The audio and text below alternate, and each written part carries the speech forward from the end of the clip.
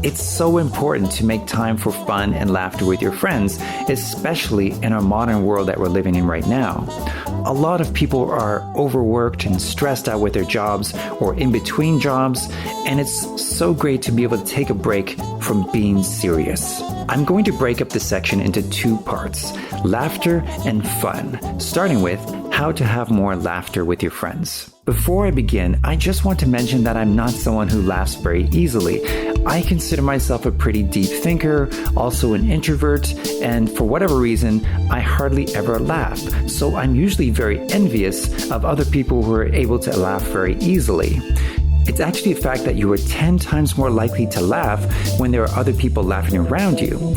Perhaps this is why I've made more of an effort to organize more activities with friends where I can laugh more, and I'm happy to say that it has really helped. Okay, so here are my top 5 activities you can organize with your friends to bring more laughter into your life. Number 1, going out to see live improv comedy.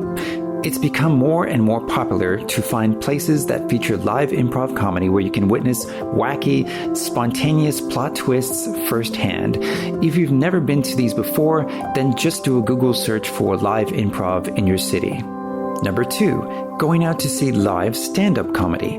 There are so many different styles of comedy out there, and although I've enjoyed seeing professional comedians, I've also enjoyed checking out venues that feature people who are trying out stand-up comedy for the first time. They're usually pretty nervous, but it's so awesome to see the crowd being so encouraging and supportive. Number 3, going out to see a funny movie. In addition to going out with your friends, you have an opportunity to indulge your cravings with drinks and popcorn in the concession areas, and I love the fact that you can now make reservations in many movie theaters, so you don't have to worry about getting there super early to reserve your seat. Number 4, organizing a funny movie night in someone's home. In my case, I've always combined my movie nights with an after-dinner potluck, which includes everyone bringing appetizers, desserts, and drinks. And of course, you have an opportunity to chat about the movie in comfortable surroundings afterwards. And finally, number 5, which is my favorite, watching funny YouTube videos together in someone's home. I've done this many times, and I really recommend it. Of course, it's fun to find funny YouTube videos that you'd like to share with your friends, but it's even better when you ask your friends to email you links to funny videos as well. I recommend having a time limit of no more than 5 minutes per video, since that provides a lot of variety and then you still have time to chat afterwards. And just like with funny movie nights, I always make it an after-dinner potluck, which includes everyone bringing appetizers, desserts, and drinks.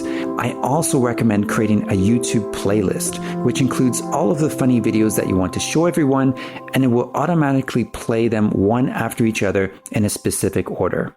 Just do a YouTube search on how to create a YouTube playlist for instructions.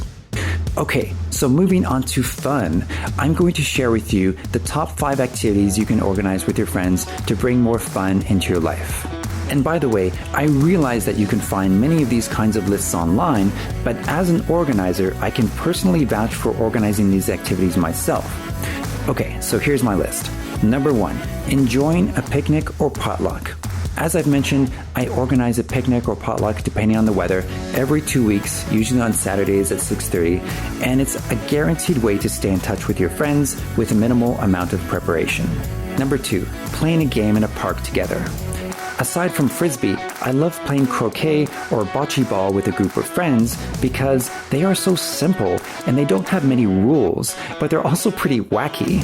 They give you a break from sitting down and they allow you to have fun with your friends outdoors. Some people may choose to sit and chat while others choose to play, and you can always mix up the players so everyone has a chance to play if they want to. And yes, I always combine these games with a picnic as well. Number 3, exploring together. When I think about it, one of my favorite things to do with friends is to explore together, which includes exploring art galleries, museums, outdoor festivals, hiking trails, and going on road trips with friends. Number 4, going out to see a show together. This could be checking out a movie or some live theater or a live dance performance, some live comedy, or going out to a concert together. And last but not least, number 5, playing card games or board games together. There are so many different card games and board games to choose from, and there are even many different cafes now which provide you with board games that you can play. If you're going to organize a games night in someone's home, then I do recommend making it an after-dinner potluck, which includes everyone bringing appetizers, desserts, and drinks. So, your homework for this section is to think about how long it's been since you've experienced fun or laughter with your friends.